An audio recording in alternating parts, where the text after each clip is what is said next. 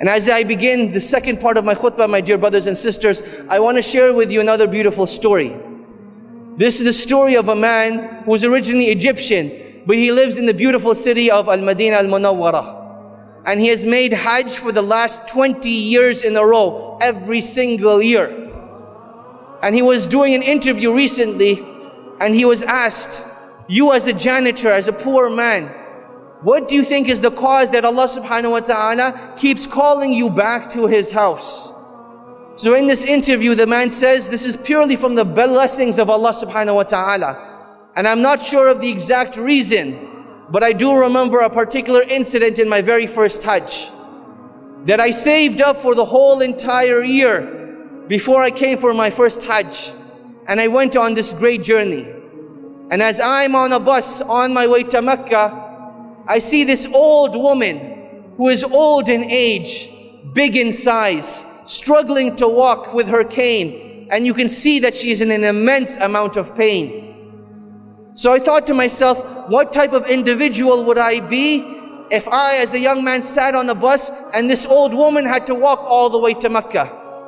So while we were stuck in traffic, I got off the bus and I went to this woman and I said, oh my dear mother, I ask you by Allah that please take my seat and I will walk in your place instead. And this woman, she started to cry with tears, thanking Allah that Allah subhanahu wa ta'ala had sent someone that would take her on a bus rather than her having to walk. And as she was getting on the bus, she turns around to that man and she says, oh my dear son, I pray to Allah that Allah subhanahu wa ta'ala never prevents you from making Hajj again. And he says, Allah knows best, but I believe that was the cause that each and every single year, Allah subhanahu wa ta'ala sends someone knocking on my door that requests my help in going for Hajj. Or they request my company, or they say, I want to take you to Hajj for free. And each and every single year for the last 20 years, this is what has happened. My dear brothers and sisters, when we make dua to Allah subhanahu wa ta'ala, we need to remember that nothing is impossible for Allah subhanahu wa ta'ala. Ibrahim alayhi salam, he was thrown into the fire and Allah subhanahu wa ta'ala told the fire to be cool and peaceful.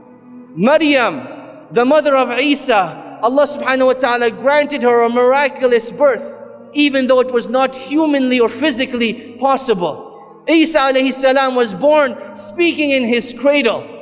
Yunus alayhi salam was devoured whole by a whale and taken to the bottom of the ocean. And when he called out to Allah, Allah subhanahu wa ta'ala was there to protect him and grant him that which he desires.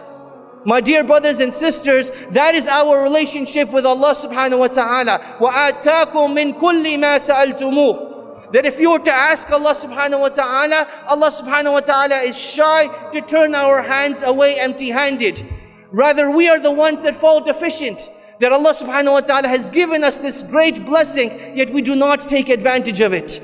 My dear brothers and sisters, Allah subhanahu wa ta'ala does not get angry when we keep asking for the things that we want and desire. Allah subhanahu wa ta'ala becomes angry when we don't ask of Him, when we think of ourselves self-sufficient.